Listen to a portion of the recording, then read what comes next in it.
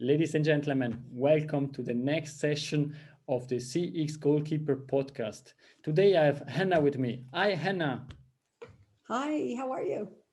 Good, thank you. And thank you very much, Anna, to be here for this discussion. I am really thrilled because I was able to follow your presentation at the CX Summit 2021. And for me, it was really mind blowing what you discussed, what you presented. But before we go into the topic, let's perform a short introduction. Anna, can you introduce please yourself? My pleasure. I'm originally from Canada and ended up moving to the United States for my master's degree, specializing in user experience design. So I'm a CXer with a UX background. I ended up getting married to a man in the car industry and we moved all around the world. So first we went to England where two sons were born. Then it was back to the US for a year, then Thailand for 3 years, then Ireland for 2 years. And now we've been in Germany for 12 years. And I've worked mainly with UX design agencies in London, first with the agencies and then as an independent consultant. And I found as the world grew more digital, that it made sense to me to focus more on customer experience rather than user experience. And people often ask me, well, what's the big difference? In user experience is about digital artifacts, and a lot of customer experience is happening through digital interfaces now. So what's the difference really? And what I tell them, and why CX is for me a more interesting problem, is that UX is concerned with optimizing digital artifacts in themselves. But with customer experience, you're actually popping up a level and you're interested in optimizing the way that these digital artifacts mediate the relationship with the customer. So customer experience is more about people and processes and mediating relationships. And it's not the pure design elements for their own sake. So for me, CX simply became a more interesting problem for me as I went through my career.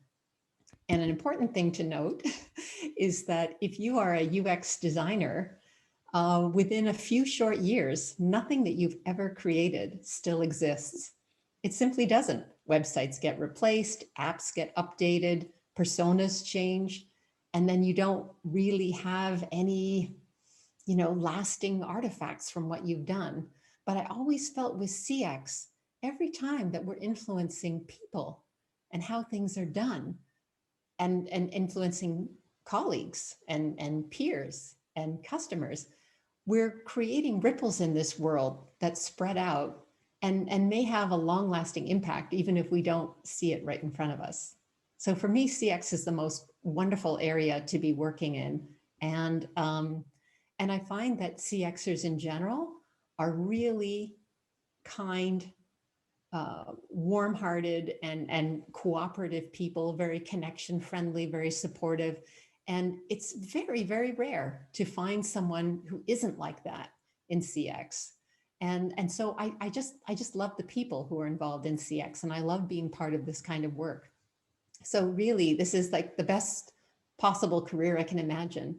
And finally, I think what I love about it as well is the diversity. There's such an interesting range of backgrounds from people who are involved in CX, whether it's marketing or UX or operations, or some people are purely from customer service. They come from all kinds of different backgrounds. And in every environment that I've been, whether it was school or work, it was the diversity of people's backgrounds that led to peak creativity. And so I'm always excited about what we can accomplish together with our different backgrounds. Thank you, Anna, for the great introduction. It's really interesting, and I think it's what I want also to mention. You were my first chair of judges at the International Customer Experience Oh, that's Awards right. Yeah. last year. And now I'm really happy to have you on my podcast. As I said, for me, it was really, really interesting to follow you during the CX Summit because you were speaking about the difference between pipeline business and platform businesses, and you were explaining and deep diving in the platform business. I would like to start this discussion, and for the audience also, could you please explain the difference between these two types of businesses? Well, first I'm going to have to almost go back a little bit and finish my introduction because I didn't quite make it up to the present in my enthusiasm. But about a year and a half ago, I met a local entrepreneur in Dusseldorf, working in that building right there in Dusseldorf. And he was the CEO of a digital business and platform consultancy called EcoDynamics. And we met and ended up speaking for something like 4 hours the first time we met. And we had so many interests in common in terms of digital business and the customer and digital transformation and all of the interesting issues that business face now in the digital business world. And we shared a lot of concerns about how in some ways, because the German culture is more careful and conservative, that we in some ways were falling behind, and so we both found that we had a great interest in platforms and that we felt that it was the future of business. And also, very importantly, in terms of you and me and things that we care about, it's all about value creation for the customer. And that's something that comes out in your chapter as well as mine, even though they're in completely different areas. You're talking about customer service and finding ways to leverage customer service for value creation. And I'm talking about different business models and how these new and strange business models can be leveraged for value creation for all sides on the platform, the customer side, the partner side, everyone who's involved in that. So for me, this was tremendously exciting. And I could see for myself that platforms had kind of taken over our world over the last 20 years. And I can remember the exact day when for the first time I ordered my textbooks on Amazon instead of standing in line for hours at the campus bookstore, which is the way it was done before. And that was this life-changing moment that Amazon came online, provided our textbooks, and pretty soon started providing everything else. And so this phenomenon has been creeping up on us. We're using TripAdvisor and Uber, and we're on YouTube, and we're ordering stuff on Amazon. And all of this is going on. And it's so much like the oxygen in the air we breathe. We almost don't even notice it. And that's what I feel is happening in CX, is that we're so used to platforms as consumers that we don't even realize this is fundamentally changing how business works. So in terms of pipelines versus platforms, you asked me to differentiate those two a little bit. And a pipeline is a classic linear value chain business, which is has been around forever and dominated the 20th century. The whole industrial era and post-industrial era was dominated by value creation within a company structure where employees deliver products and services along a linear value chain.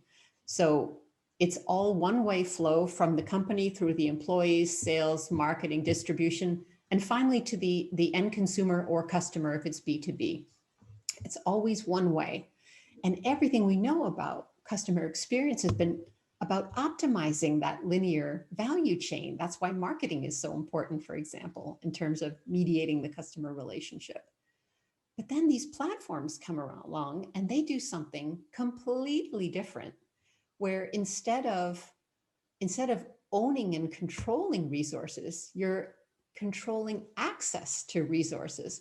And the value creation isn't just what your company is doing, it's what the participants on the platform are doing.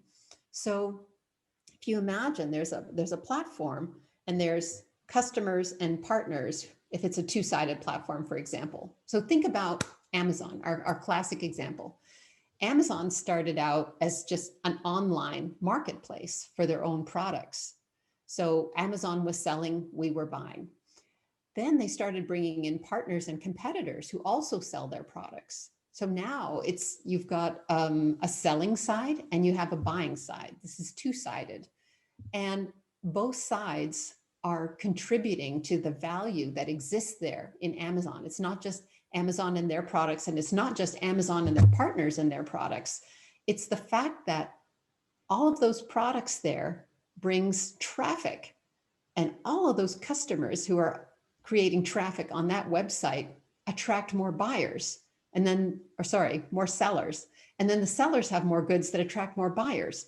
So the partner side's benefiting from all the traffic, and the customer side's benefiting from all of these products that are available on Amazon. And that's called the Amazon flywheel. It builds and builds and builds. And in platform terms, we talk about network effects. So when each new user to the platform increases the value to the others that are already there, that is a positive network effect. So for example, LinkedIn wasn't very important when only the first 1,000 people were on it. But when millions of people are on it, then it has high value for everybody. And the same with the telephone system. It's one of the earliest networks that we had. You know, if it was just 2 or 3 people in your town who were connected, it wasn't nearly as valuable as when the whole world is connected.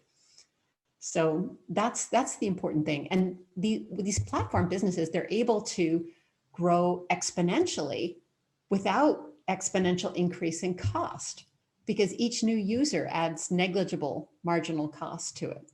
So it's quite a different way of doing business. And in a traditional pipeline business, if you want to increase the volume of business you do, you have to add employees, you have to add more resources and material. And so you get more of a linear, monotone growth, not the kind of wild exponential growth that you sometimes see in platforms. And believe me, investors notice that too. So the way that they value platforms is at a much higher multiple than a traditional pipeline business, because they see that potential for exponential growth. So that's sort of a basic description of the difference between them. It's sort of the Amazon flywheel versus, a regular online store. I think this is a great explanation, and it's really, really understandable. And if you start thinking about it, then you see really big shifts from platform business from pipeline businesses to these platform businesses. And I think you showed also one slide that was really, really interesting, and it was how are growing these platform businesses in US, in Asia, and in Europe. Can you please comment a bit on that? Oh, in terms of volume of platform businesses? Yes. Yeah, this is really interesting. There are basically 2 big centers of platform innovation in the world right now. And one of them is centered on the US, and the other one is centered on Asia, primarily China. And here in Europe, we have platform startups, we have, established platform businesses, but in much, much smaller volumes than the US or China. And I think people have to realize it's not necessarily that we lack innovation in Europe. It's that in part because we have, let me say, somewhat more robust regulatory frameworks, and we tend to expect our platforms to perform in a way that's going to be consistent with our social democratic values.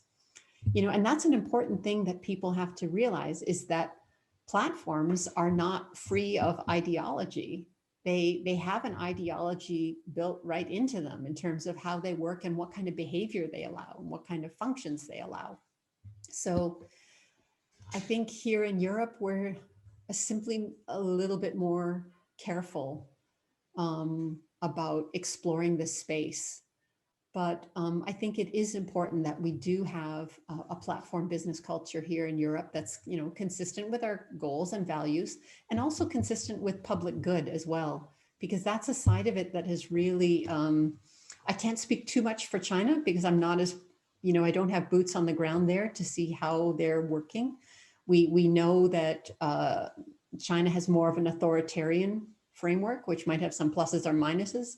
I think in the United States, you see more of a neoliberal framework behind the platforms, but then comes a certain criticism about platforms abusing their powers because they're maybe not as regulated as they should be, or that the regulatory framework needs to catch up. And that's why we find situations like Uber being sued to recognize that drivers are employees. And there's a lot of concern. I think a great question somebody asked me at the CX Summit is, are they abusing their power? And, I didn't want to get too into that because I know there are people who specialize in exactly that subject. But it is a question that you have to ask. And you do have to be aware that whoever is the platform owner has all the power because they have all the data. So look at the example of Amazon, for example, selling their goods, but also selling their customers' goods, and they have all the sales data on all of that. You could argue that that's a situation of unfair competition when Amazon markets their own products against the competitors on their own website. And maybe the partners have to accept, well, I'm a little bit at a disadvantage when I sell on Amazon's platform, but look at the size of this market that I have access to. So there are trade-offs there. But I think the thing that I'm especially interested in is actually not so much the e-commerce platforms, but the sharing economy platforms and online networks that have been established, because I'm very, very interested in digital trust. And trust greases the wheels in the platform environment, because that's what allows people to interact and exchange value with confidence. So there has to be a certain amount of trust between the participants. And there also has to be a certain amount of trust between the participants and the platform itself. So look at a social media platform like Twitter, and you'll notice it's about 70% male. And that is not an accident. That's an issue of governance on the platform. And it reflects the extent to which many women, certainly minorities or other marginalized groups, feel that they are poorly treated and not protected from hostile behavior on Twitter. And so it skews the gender ratio.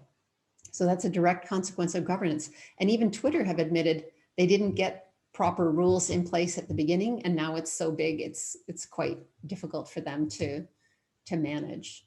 So that's something I'm very, very interested in, because the key thing that you need to know about platforms is that everything about the health of the platform is keyed to interactions and exchange of value, whatever that value unit is.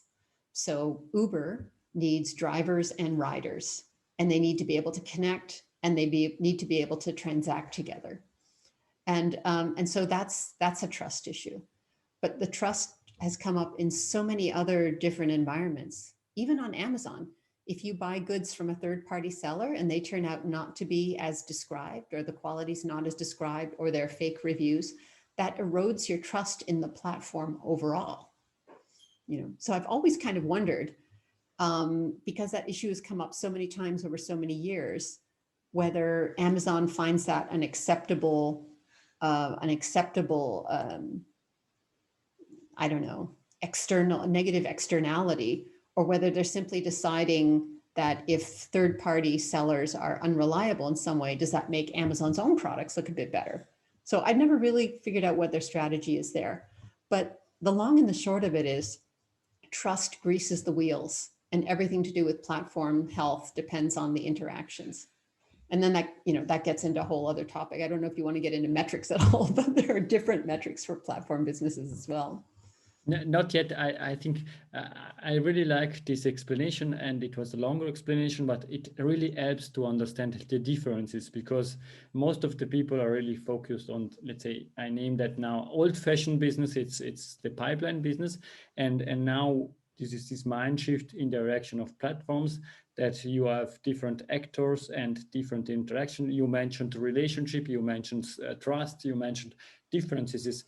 Perhaps could you elaborate on a bit more on what are the implications for customer experience, because it's a complete different business setup, and therefore there are for sure implications also on customer experience.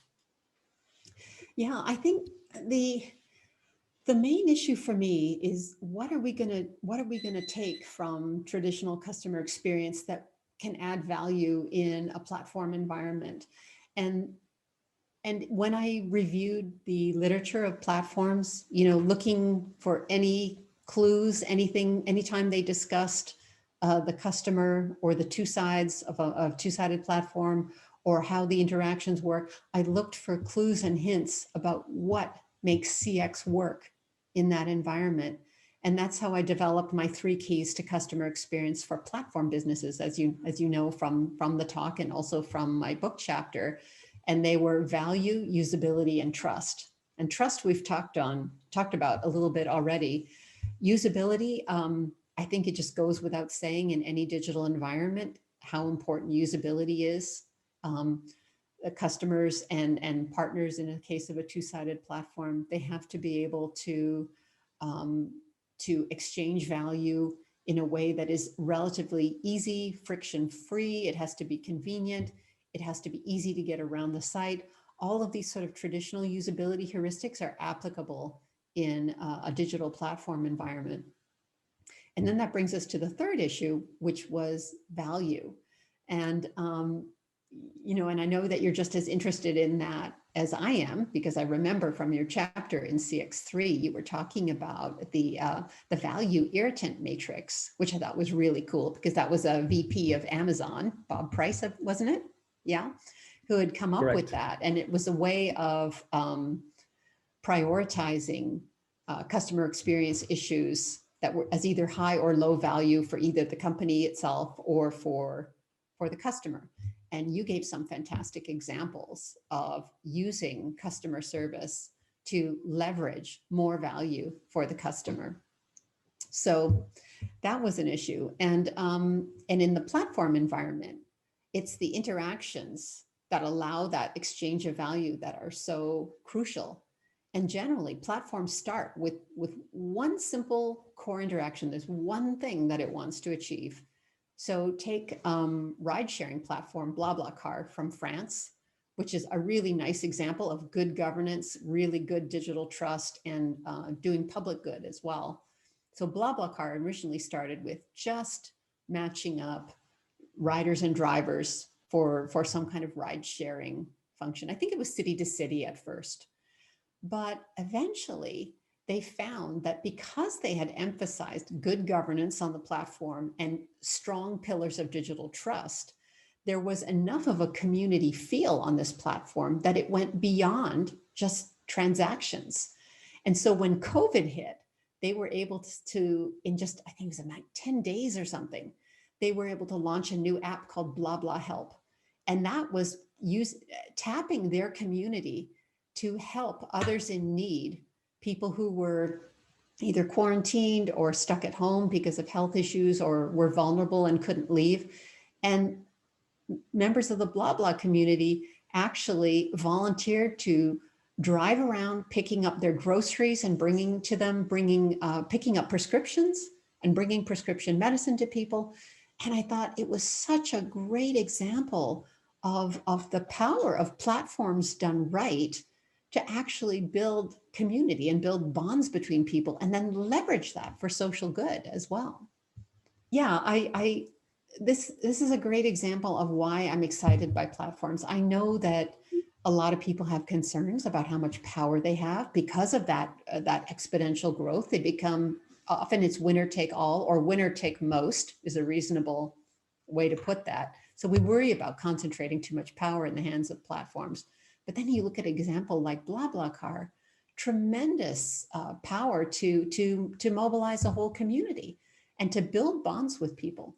And the riders and drivers say, I've met such interesting people. I've gotten to know people. Now, obviously not as much of that going on right now in COVID times, but I looked at the founder's TEDx talk about using platforms to build communities.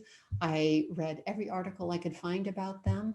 And I really started to feel that there are many examples in the sharing economy, especially, that really leverage trust and digital communities and doing public good. And it's all on the backbone of good governance. So just the fact that we see platforms now, and maybe some of the American examples we see, we think, oh, they're really successful as a business, but I don't necessarily like what they're doing to communities or how they're treating people who are de facto workers. Those are governance and regulation issues, and they're wrestling with that in the U.S. just like here, believe me, and often platforms actually get ahead of the regulation, so it's a bit of a wild west in that respect. And there have even been examples I've cited in presentations where people came to me later and said, "Do you realize that platform is kind of exploiting a lock-in effect, making it difficult for them to change to another platform?" And I do realize that, but I what I choose to focus on is the potential for good that I see there, because it is tremendous and it's world changing, and to me that's something to really get excited about. And I think this is really an important thing that you're saying, the potential for good. And you spoke quite a lot of about communities. And now the CX community would like to learn a bit more about Anna, because you are author of the CX3 book. You are working quite a lot. You are an expert in this topic. You were the chair of judge at the International Customer Experience Award.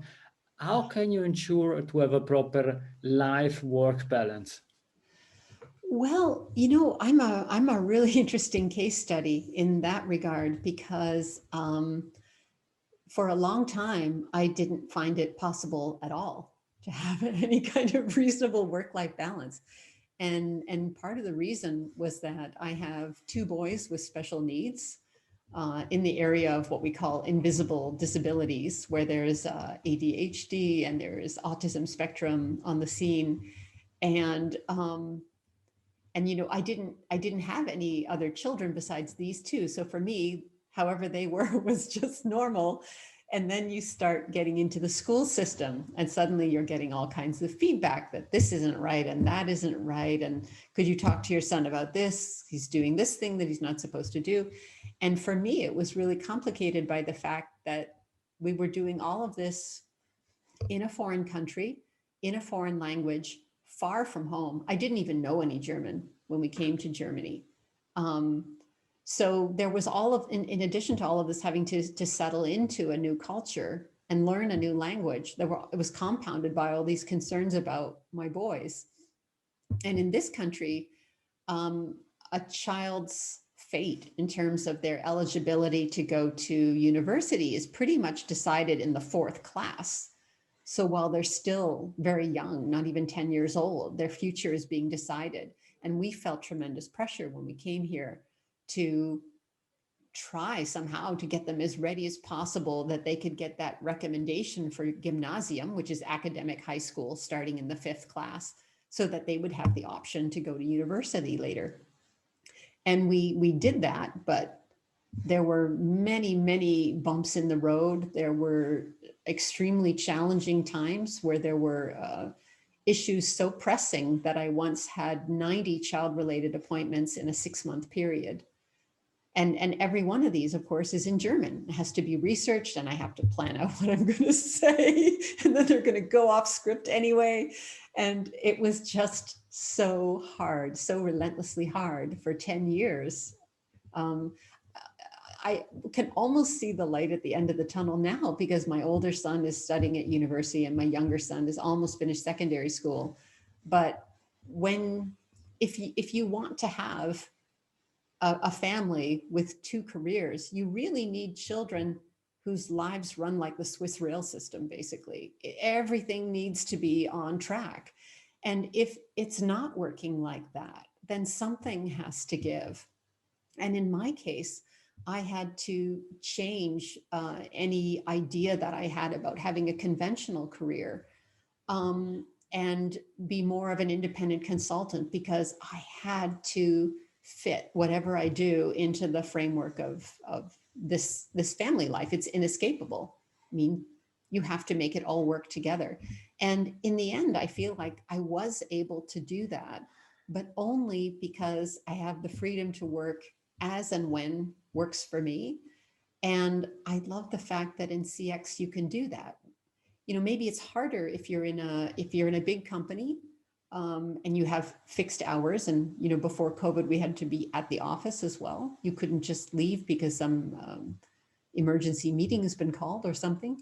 But you could also be part of a consulting firm. You can be a freelancer. You could be an influencer of some sort. There's so many different ways to contribute to CX that are non-traditional paths.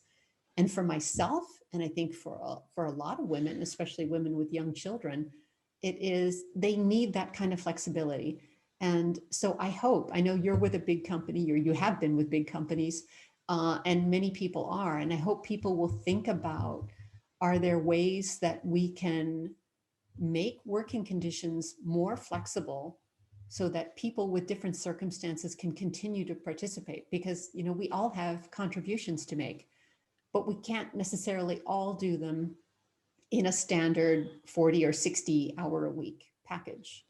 Exactly, and I think this is really an important point to make possible to people to work and to give their inputs, insights on the different on the different topics. And I'm always delighted to see how much power mothers have in order to support the children to grow up in a proper way, to have all the opportunities open, and additionally to work, and additionally to ensure this and that and that. And therefore my full respect for what you said. Thank you for sharing this story. It's really, really, really interesting.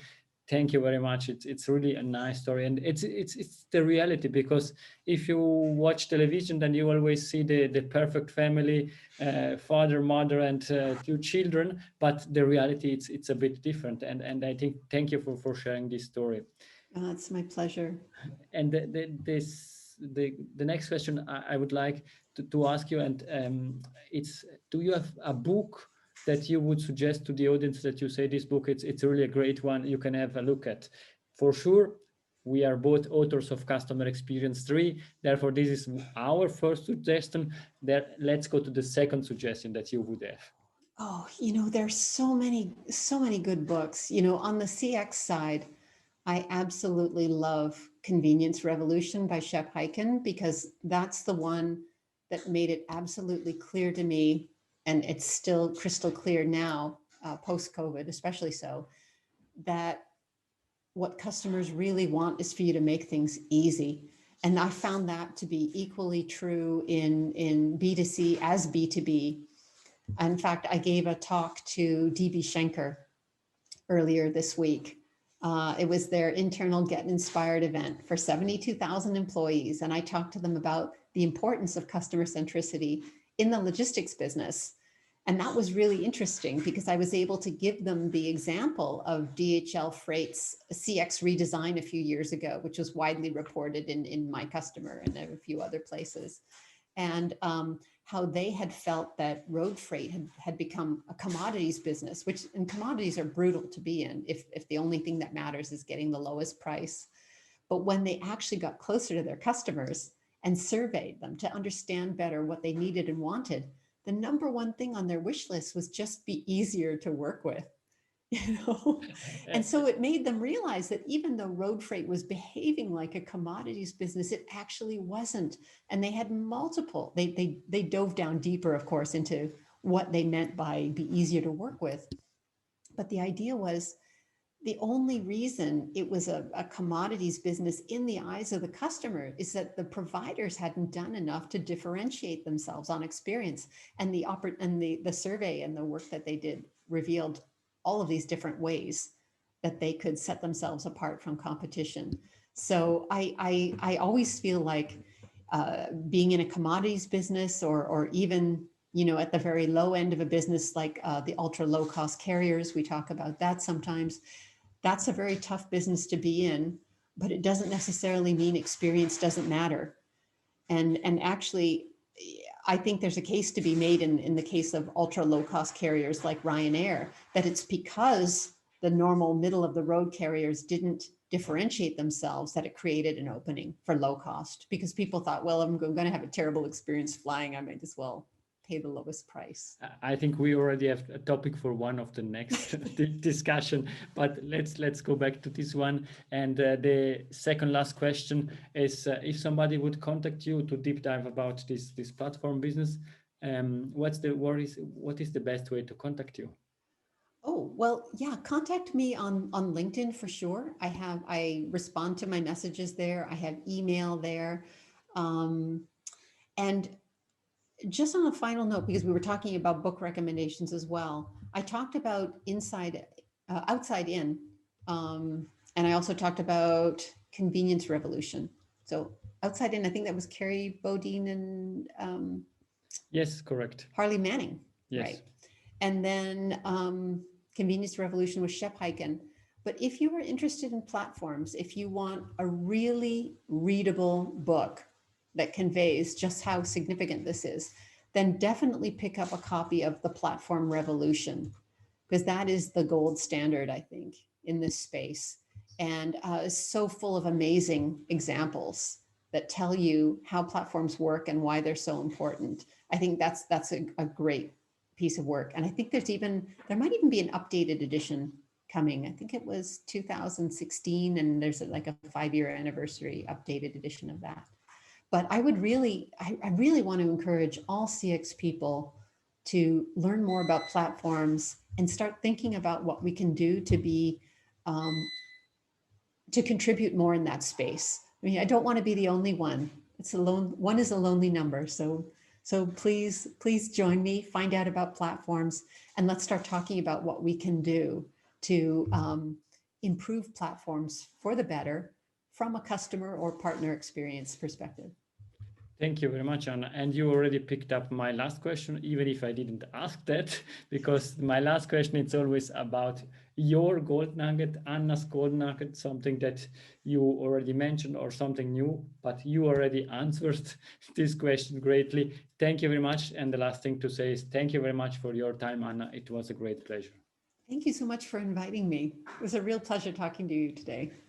And also to the audience, thank you very much for being here, for listening to the podcast, to watching for the video. It was a great pleasure, and I hope that you enjoyed the discussion as much as I enjoyed it. Thank you very much. Bye bye. Arrivederci. Grazie mille. Bye, everybody.